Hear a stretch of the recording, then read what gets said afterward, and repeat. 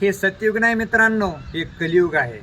सत्ययुगामध्ये लोक सत्यवादी होते, पण कलियुगामध्ये कलीचा वारा घुसल्यामुळे सर्व लोक आपल्या स्वार्थापोटी बैमान होतात. असं समजा ना की हे माझ्या सोबत आहेत म्हणून.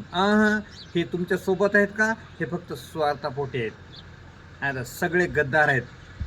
आपला जो घात करणार आहेत का, हे आपल्या जवळचेच करतात, एवढं लक्षात राहू द्या. अरे पांडवांना त्रास दिला तर तो आपल्या जवळच्यांना दिलेला आहे. ज्ञानोबाराला त्रास दिला तर त्यांच्या जवळच्याने दिलेला आहे. तुकोबाराचा छळ केला जवळच्या लोकांनी केलेला आहे. एवढंच नाही, छत्रपती शिवाजीराजे स्वराज्याची स्थापना करत असताना त्यांच्या संघ जी गद्दारी केली का, हे आपल्याच म्हणजे त्यांच्याच लोकांनी केलेली आहे, एवढं लक्षात राहू द्या. म्हणून हा इतिहास आपल्या जीवनात वेळोवेळा आपल्या नजरेसमोर ठेवायचा आणि जीवन जगायचं.